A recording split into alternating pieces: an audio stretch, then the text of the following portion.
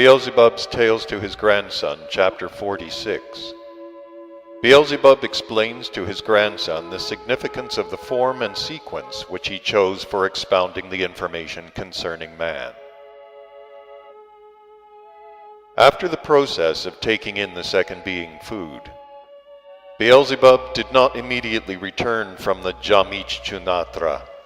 where they usually spent their time in conversation, but first he went to his Kesha.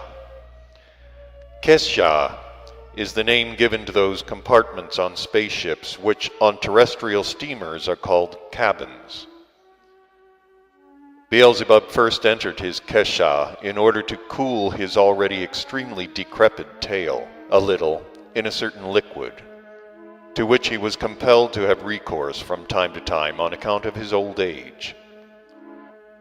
When, on returning from his Kesha, he silently entered that section of the ship Karnak where they usually spent their time,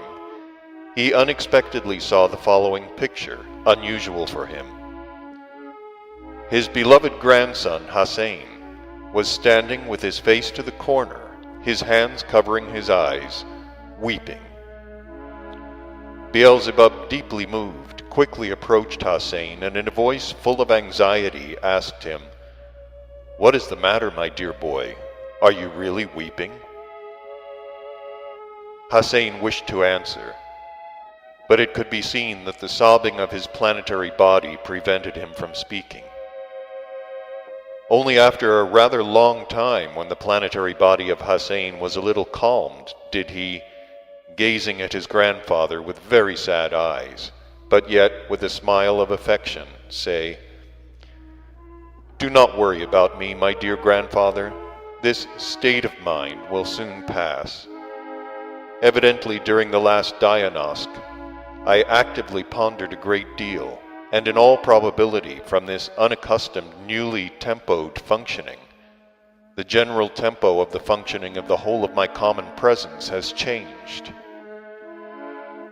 And now, until this new tempo of my mentation harmonizes with the other tempos of my common functioning already established in me,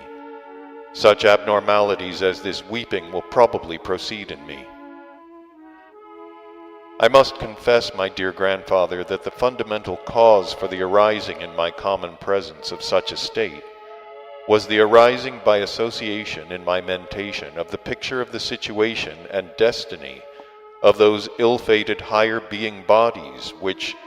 owing to various chance happenings,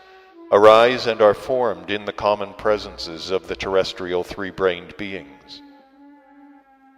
These associative thoughts, with a proportionately increasing impulse in me of sadness, began still in the Jamich Chunatra during the sacred feeding of the second being food. The thought about them arose in my mentation by association when I was overfilled with happiness from all that took place there. In me it began to think, concerning these ill-fated three-brained beings about whom you have given me so much information during recent times, that only thanks to the consequences of the properties of that something accursed for them, which through causes not depending on their essences at all, but exclusively only on the unforeseeingness of certain most high sacred individuals, was implanted in the common presences of their ancestors. Not only their higher being bodies which are coded in them, but also they themselves, as ordinary beings, are forever deprived of the possibility of experiencing that bliss which is actualized in the presences of all kinds of relatively independent individuals during such a sacred feeding of the second being food in which we have just participated." When Hussein finished speaking, Beelzebub looked long and fixedly into his eyes, and then, with a smile which revealed a being impulse of love, he said, "Now I see that during the last Diagnostic,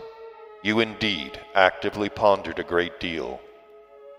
Or, as certain of your contemporary favorites would express themselves, during this time you did not inwardly sleep. Now let us take our usual places and speak about that theme to which I already once promised you to refer,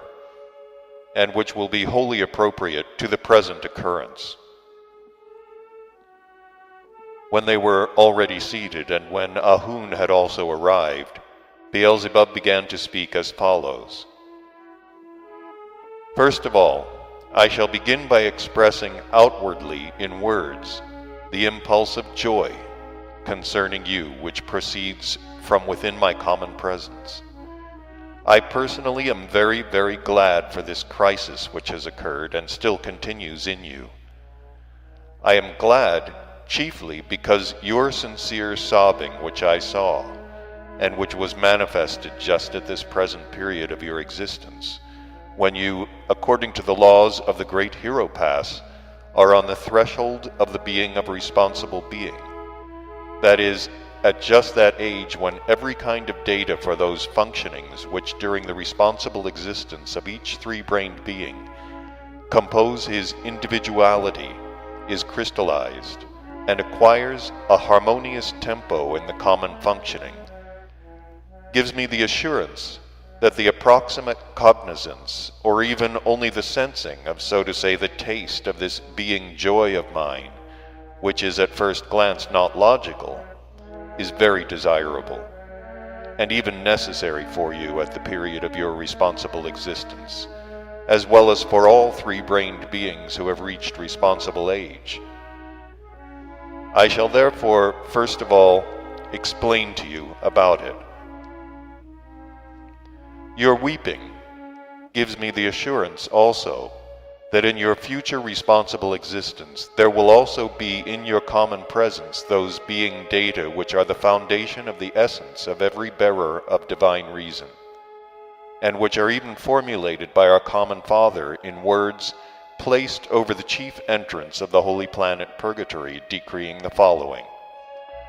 Only he may enter here who puts himself in the position of the other results of my labors. This is what your essence manifested in this present case, when, personally experiencing bliss, and accidentally remembering by association that others were deprived of it, you sincerely sobbed with the whole of your presence. I am glad for you, more particularly because the said data necessary for your being begin to function in you just at the time when there are crystallized and formed in you all those being data, the crystallization of which does not at all depend upon a being's own reason, but depends exclusively only upon surrounding beings, external conditions, and the most great common cosmic Irani-Ranu Manj. Well then, now we can return to my intended theme. That is, why during the whole of our journey on this spaceship I have told you so much, and in such a sequence, about the three-brained beings breeding on the planet Earth. The point is that when I returned to our dear Caritas, I, being free from any other being duties whatsoever, voluntarily took upon myself the responsible guidance of your finishing Osciano for the being of a responsible being, or, as your favorites would say, your education. And in view of the fact that the present period of your existence is for you just that period when, in general, in three-brained beings, all those functions present in them are harmonized, which in totality during the period of responsible existence just actualize in them that form of